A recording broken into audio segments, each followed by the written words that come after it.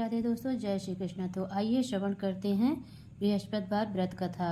बहुत समय पहले की बात है कि भारत में एक राजा राज्य करता था। वह अति प्रतापी दानी था। वह प्रतिदिन मंदिर में दर्शन करने जाता था और गुरु और ब्राह्मणों की सेवा किया करता था।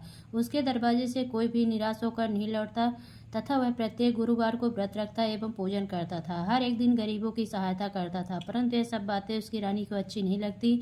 वह न व्रत करती और न किसी को दमड़ी तक दान में देती थी तथा राजा से ऐसे करने को मना किया करती थी। एक समय की बात है कि जब राजा शिकार खेलने वन को चले गए थे, महल में सिर्फ रानी और दासी थी। उस समय गुरु बृहस्पति साधु का रूप धारण कर राजा के दरवाजे पर भिक्षा मांगने गए। साधु ने रानी से भिक्षा मांगी तो वह कहने लगी, हे साधु महाराज, मैं इस दान पुण्य से तंग आ गई हूँ। इस काम के लिए तो मेरे पति देव ही बहुत हैं।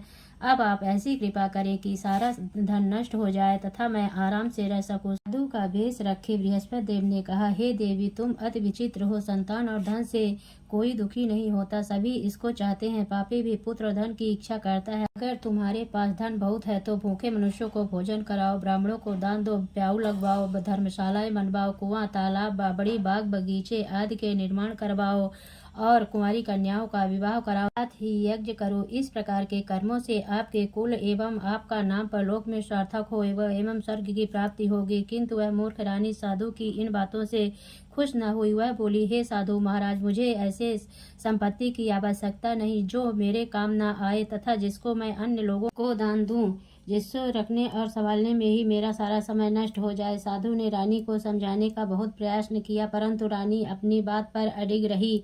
तब साधु ने कहा, हे देवी, यदि तुम्हारी ऐसी इच्छा है तो ऐसा मैं तुम्हें बताता हूँ, वैसा ही करना। बृहस्पतिवार के दिन घर गोबर से लीपना, अपने केसों को धोना, मिट्टी से धोना, केसों को धोते समय स्नान करना, राजा से कहना कि वह हजामत करवाए, भोजन में मांस मदिरा खाना, कपड़ा धोबी के यहाँ धुलने डालना। इस तरह 7 बृहस्पतिवार करने से तुम्हारा सब धन नष्ट हो जाएगा।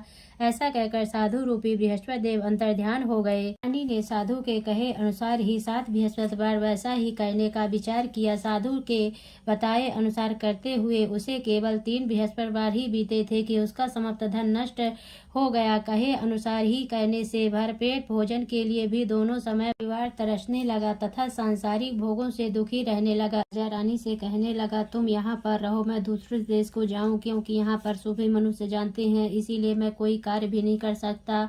देश चोरी परदेश भी बराबर है। ऐसा कहकर राजा परदेश चला गया। वहाँ जंगल जाता, जहाँ लकड़ी काट कर लाता और शहर बेच कर अपनी दुखी जीवन को बड़ी कठिनता से व्यतीत करने लगा। राजा के जाने के पश्चात इधर उसके बिना रानी और दासी दुखी रहने लगे। किसी दिन भोजन मिलता, किसी दिन जल पी कर रह जाती। एक समय रानी और दासी को 7 रोज बिना भोजन के व्यतीत हो गया तो रानी ने अपनी दासी से कहा, हे दासी, यहाँ पासी के नगर में मेरी बहन रहती है, वह बहुत ही धनवान है। तू उसके पास जा और वहां से 5 सेर बेजर मांग ला, कुछ समय के लिए गुजर हो जाएगी। इस प्रकार की आज्ञा मानकर दासी रानी की बहन के पास गई। रानी की बहन उस समय पूजन कर रही थी, क्योंकि उस रोज बृहस्पतिवार था। जब दासी ने रानी की बहन को देखा, उसे बोली, हे रानी, मुझे तुम्हारी बहन ने भेजा है, मेरे लिए 5 सेर बेजर दे दो। रानी ने कुछ उत्तर नहीं दिया, क्योंकि उसमें बृहस्पतिवार कथा सुन रही थी। इस प्रकार जब वादी को किसी प्रकार का उत्तर नहीं मिला तो बहुत ही दुखी हुई एवं क्रोध भी आया। लौट कर अपनी रानी के पास आकर बोली, हे रानी, तुम्हारी बहन तो बहुत ही बड़ी आदमी है, वह छोटे मनुष्यों से बात भी नहीं करती। उससे मैंने कहा तो उसने कोई उत्तर न दिया, मैं वापस चली आई। रानी बोली, हे दासी, इसमें उनका कोई दोष नहीं है। जब बुरे दिन आते हैं तब कोई सहारा नहीं देता, अच्छे बुरे का पता आपत्ति में लगता है। जो ईश्वर की इच्छा होगी यही होगा, यह सब हमारे भाग्य का दोष है। इधर उस रानी ने देखा कि मेरी बहन की दासी आई, परंतु उससे मैं नहीं बोली। यह कथा को सुन विष्णु भवन का पूजन संत का रानी के घर चल दी। जाकर अपनी बहन से कहने लगी, हे बहन, बृहस्पतिवार का व्रत कथा सुन रही थी, तुम्हारी दासी गई, परंतु जब कथा होती है तब तक न उठते हैं और न बोलते हैं, इसीलिए मैं न बोली। कहो दासी, क्यों गई थी? रानी बोली, बहन, हमारे अनाज नहीं था तथा राजा परदेश गए हुए हैं। वैसे तुमसे कोई बात छिपी नहीं है, इस कारण मैंने दासी को तुम्हारे साथ 5 सेर बेजन लेने के लिए भेजी थी। इस बात पर रानी की बहन बोली, बहन, बृहस्पति भगवान सभी की मनोकामनाओं को पूर्ण करते हैं, देखो शायद तुम्हारे घर में नाज रखा हो।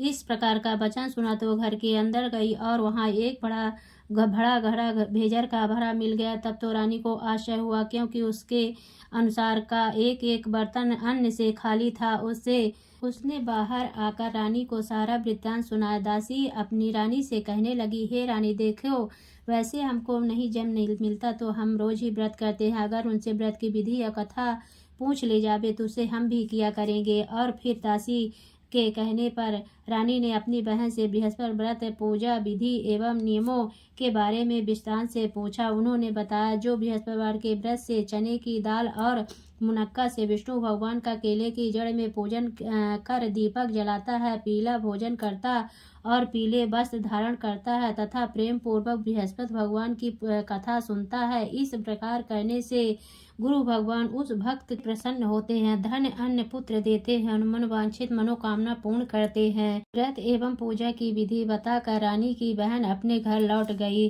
तत्पश्चात रानी और दासी दोनों ने निश्चय किया कि बृहस्पति देव भगवान का व्रत एवं पूजन जरूर करेंगे। साथ जब बृहस्पति रात उन्होंने व्रत रखा, घुड़सार से चाकर चना गुण बिल लाई तथा उसकी दाल से केले की जड़ का तथा विष्णु भगवान का पूजन किया।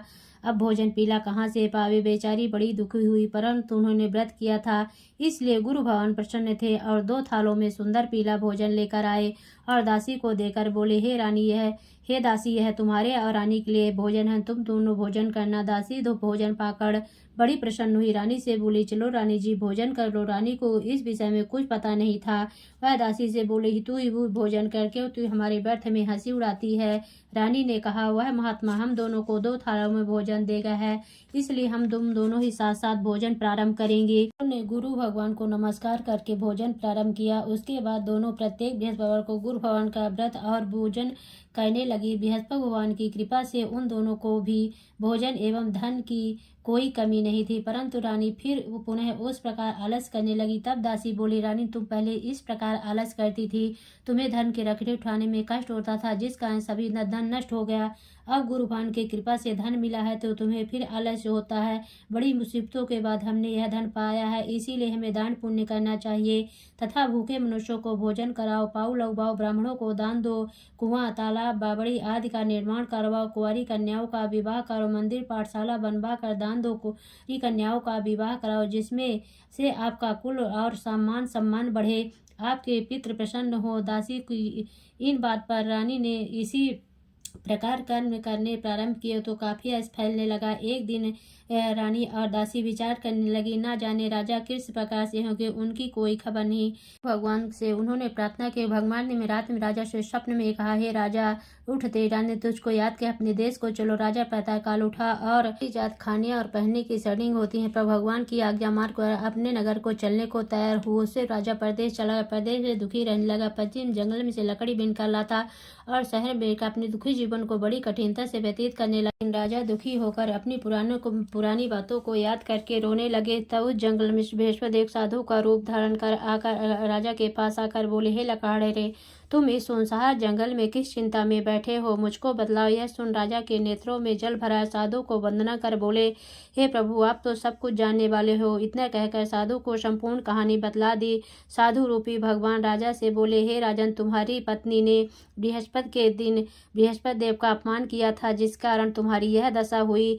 अब तुम किसी प्रकार की चिंता मत करो, भगवान तुम्हें पहले से अधिक धनवान करेगा। देखो, तुम्हारी स्त्री ने बृहस्पति देव का व्रत प्रारंभ कर दिया है। तुम मेरा कहा मानकर बृहस्पतिवार व्रत करके चने की दाल गुड़ जल के लोटे में डालकर केला का पूजन करो और फिर कथा सुनो, तुम्हारी सब कामनाएं पूर्ण होंगी। साधु के वचन सुनकर राजा बोला, हे प्रभु, मुझे लकड़ी बेचकर इतना पैसा नहीं मिलता जिसने भोजन करने के उपरांत कुछ बचा सकूं। मैंने रात में अपनी रानी को व्याकुल देखा है, मेरे पास कुछ नहीं है जिससे उसकी खबर तो मंगा सकूं, और फिर मैं कौन सी कहानी कहूँ, यह मुझको कुछ भी मालूम नहीं है। जीन काल में एक ब्राह्मण था, बहुत ही निर्धन था, उसके कोई संतान न थे। उसकी स्त्री बड़ी मलिनता के साथ रहती, वह स्नान न करती, किसी देवता का पूजन पाठ न करती, सर्वप्रथम भोजन करती, बाद में अन्य कार्य करती थी। इससे ब्राह्मण देवता बड़े दुखी थे, बेचारे बहुत कुछ कहते किंतु उसका कोई परिणाम न निकला।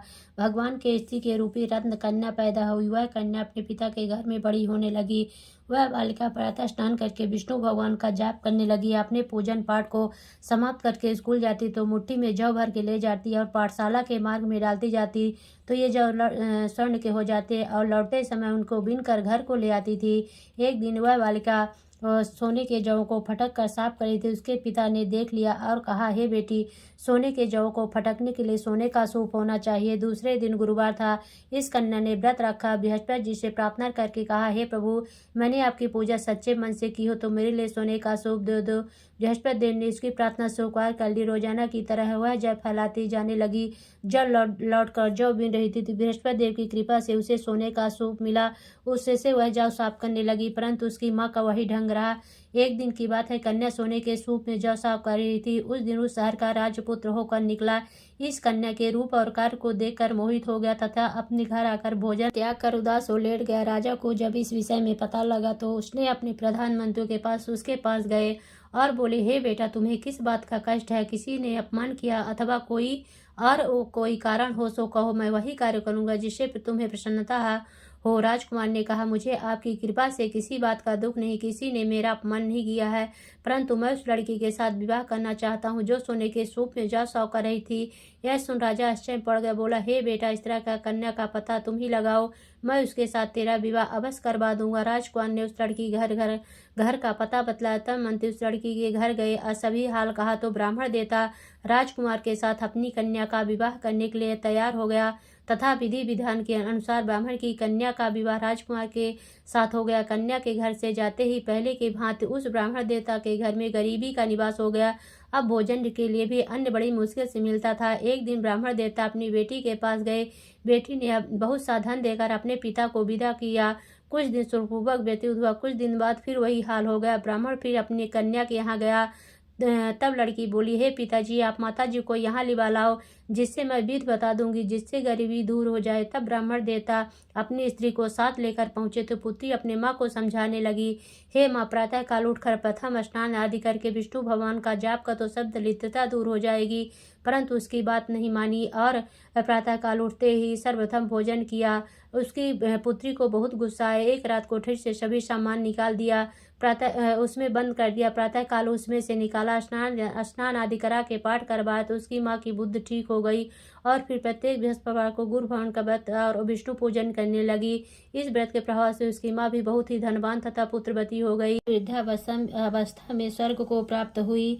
वह ब्राह्मण भी सुखपूर्वक इस लोक के सुख भोगकर स्वर्ग को प्राप्त है। इस तरह कहानी कहकर साधु देवता वहां से अंतर ध्यान हो गए।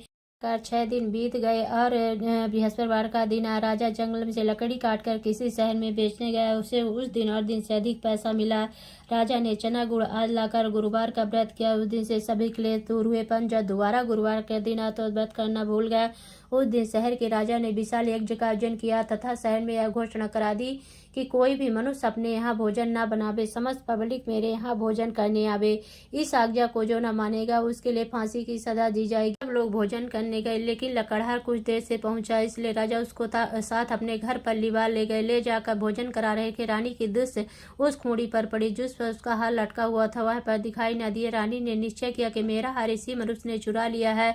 उसी समय पुलिस को बुलाकर उसको जेल खाने में डलवा दिया। जब राजा जेल खाने में पड़ गया, बहुत ही दुखी होकर विचार करने लगा, जन्म के कर्म से मुझे यह दुख प्राप्त हुआ है। जेल में बंद लकड़हारा भगवान बृहस्पति को याद करने लगा। तत्काल बृहस्पति साधु के रूप में प्रकट हो गए। उसकी दशा को देखकर कहने लगे, अरे मूर्ख, तूने बृहस्पति देव की कथा नहीं करी, इसीलिए तेरे लिए दुख प्राप्त हुआ। तो किसी बात की चिंता मत कर। बृहस्पतिवार के दिन जेल खाने के दरवाजे पर 4 पैसे पड़े मिलेंगे, उनसे तू बृहस्पति देव की पूजा करना, तेरे सभी कष्ट दूर हो जाएंगे। बृहस्पतिवार के रोज उसे 4 पैसे मिले। राजा ने कथा कही। उसी रात को बृहस्पति देव ने स्वप्न में कहा, हे राजा, तुमने जिस आदमी को जेल खाने में बंद कर दिया, राजा उसको छेड़ देना। रानी का हार उसी खूंटी पर लटका हुआ, अगर तू ऐसे नहीं करेगा तो मैं तेरे राज्य को नष्ट कर दूंगा। इस तरह रात को स्वप्न को देखकर राजा प्रातः काल उठा और खूंटी पर हार देकर लकड़हारे को बुलाकर क्षमा मांगी तथा राजा को योग्य सुंदर वस्त्र आभूषण देकर विदा किया। राजा अपने नगर को चल दिया। राजा जब नगर के निकट पहुंचा तो उसे बड़ा आश्चर्य हुआ। नगर में पहले से अधिक बाग, तालाब तथा बहुत से धर्मशालाएं, मंदिर आदि बन गए हैं। राजा ने पूछा कि यह सब किसका है? तब नगर के सब लोग कहने लगे, रानी और वादी के हैं। तो राजा को आशा हुआ, गुस्सा भी आया। तब राजा ने अपनी तलवार निकाली और पूछने लगे कि यह बतलाओ कि यह धन तुम्हें कैसे प्राप्त हुआ है। तब उन्होंने कहा कि हमें सब धन यह बृहस्पति देव के इस व्रत के प्रभाव से प्राप्त हुआ है। तब राजा ने निश्चय किया कि 7 रोज बाद तो सभी बृहस्पति देव का पूजन करते हैं, परंतु मैं रोजाना दिन में 3 बार कहानी कहा करूंगा तथा रोज व्रत किया करूंगा। हर समय राजा के दुपट्टे में चने की दाल बधी रहती तथा दिन में 3 बार कहानी कहता। एक रोज राजा ने विचार किया, चलो अपनी बहन के यहाँ हो आवे। राजा घोड़े पर सवार हो अपनी बहन के यहाँ चलने लगा। मार्ग में उसने देखा कि कुछ आदमी एक मुर्दे को लिए जा रहे हैं। राजा ने कहा, अरे भैया, तुम मेरी बृहस्पति की कथा सुन लो। वे बोलो, लो हमारा तो आदमी मर गया है, इसको अपनी कथा ही पड़ी है। परंतु कुछ आदमी बोले, अच्छा कहो, हम तुम्हारी कथा भी सुनेंगे। जब कथा आधी छिद्र की मुर्दा हिलने लग गया। जब कथा समाप्त हो गई, वो मनुष्य राम राम करके खड़ा हो गया। आगे किसान खेत में हल चलाता मिला। राजा ने कहा, अरे भैया, तुम मेरी बृहस्पति की कथा सुन लो। वे बोला, जब तक मैं तेरी कथा सुनूंगा तब तक एक बार हरया जोत लूंगा, अपनी कथा किसी और को सुनाना। राजा के हटते ही बैल पछाड़ कर खाकर गिर गए तथा उसके पेट में जोर जोर से दर्द होने लगा। उसी समय उसकी माँ रोटी लेकर आई। उसने बेटे से सवाल पूछा। बेटे ने सवाल कह दिया तो बुढ़िया दौड़ती दौड़ती उस घुड़सवार के पास गई। बोली, मैं तेरी कथा सुनूंगी, तू अपनी कथा मेरे खेत पर चलकर कहना। राजा ने बुढ़िया के खेत पर जाकर कथा कही, जिसको सुनते ही के बैल खड़े हुए तथा किसान के पेट का दर्द बंद हो गया। राजा अपने बहन के घर पहुंच गया। बहन ने भाई की खूब मेहमानी की।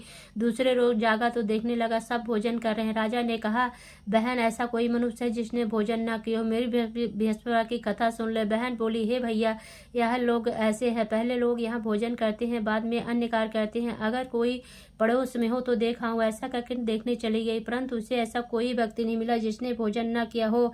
अतः एक कुम्हार के घर गई जिसका लड़का बीमार था। उसे मालूम हुआ कि इनके यहाँ 3 रोज से किसी ने भोजन नहीं किया। रानी ने अपनी भाई की कथा सुनने के लिए कुम्हार से कहा। कुम्हार तैयार हो गया। राजा ने कुम्हार के घर जाकर कथा कही, जिसको सुनते हुए उसका लड़का ठीक हो गया। अब तो राजा की प्रशंसा होने लगी। एक दिन राजा ने कहा, बहन, हम अपने घर जाएंगे, तुम भी तैयार हो जाओ। राजा की बहन सास बोली, चली जा, परंतु अपने लड़कों को मत ले जाना, क्योंकि तेरी भाई की औलाद नहीं होती है। बहन बोली, हे भैया, मैं चलूंगी, कोई बालक नहीं जाएगा। राजा बोला, जब कोई बालक नहीं जाएगा तब तुम ही जाकर क्या करोगी। बड़े दुखी मन से राजा अपने नगर को लौट आया। राजा ने कहा कि हम निर्वंशी राजा, हमारा मुख देखने का धर्म नहीं, कुछ भोजन दान नहीं किया। रानी ने कहा, प्रभु बृहस्पति देव ने हमें सब कुछ दिया, हमें औलाद अवश्य देंगे। उसी रात को बृहस्पति देव ने स्वप्न में कहा, हे राजा, उठ, सोच को त्यागती रानी गर्भ से 9वें महीने में गर्भ से एक सुंदर पुत्र पैदा हुआ। तब राजा बोला, स्त्री बिना भोजन के रह सकती है, बिना कहे नहीं रह सकती। जब मेरी बहन आवे उसे कुछ कहना मत। रानी ने सुनकर हाँ कर दिया। जब राजा की बहन ने यह शुभ समाचार सुना, बहुत ही खुशी हुई तथा बधाई लेकर भाई की यहाँ आई। तभी रानी ने कहा, घोड़ा चढ़कर तू नहीं आई, गधा चढ़ी आई। राजा की बहन बोली, भाभी, मैं इस प्रकार न कहती, तुम्हें औलाद कैसे मिलती। बृहस्पति देव ऐसे हैं जैसे जिसके मन में कामनाएं सभी को पूर्ण करते हैं। जो सद्भावना पूर्वक बृहस्पति देव का व्रत करता है एवं कथा पढ़ता, सुनता, दूसरों को सुनाता, उनकी सभी इच्छाएं बृहस्पति देव पूर्ण करते हैं। इसलिए सब कथा सुनने के बाद प्रसाद लेकर जाना चाहिए। हृदय से उनका ध्यान करते हुए बोलो लक्ष्मी नारायण की जय, बोलो विष्णु भगवान की जय। ओम जय बृहस्पति देवा, स्वामी जय बृहस्पति देवा। छीनी छीनी भोग लगाऊं, कदली फल मेवा। ओम जय बृहस्पति देवा, तुम्हें पूर्ण परमात्मा, तुम्हें अंतर्यामी, स्वामी तुम्हें अंतर्यामी। जगत पिता जगदीश्वर, तुम सबके स्वामी। ओम जय बृहस्पति देवा। चरणामृत निज निर्मल, सब पातक हरिता, स्वामी सब पातक हरिता। सकल मनोरथ दायक, कृपा करो भरता। ओम जय बृहस्पति देवा। तन मन धन अर्पण कर, जो जन शरण पड़े, प्रभु जो जन शरण पड़े। प्रभु प्रगट तब हो करे, आकर द्वार खड़े। ओम जय बृहस्पति देवा। दीन दयाल दयानिधि, भक्तन हितकारी, पाप दोष सब हरता भव बंधन हारी। ओम जय बृहस्पति देवा सकल मनोरथ दायक सब संशय तारो। विषय विकार मिटाओ संतन सुखकारी। ओम जय बृहस्पति देवा जो कोई आरती तेरी प्रेम सहित गावे स्वामी प्रेम सहित गावे। ज्येष्ठानंद बंद शो निश्चय पावे। ओम जय बृहस्पति देवा। बोलो विष्णु भगवान की जय।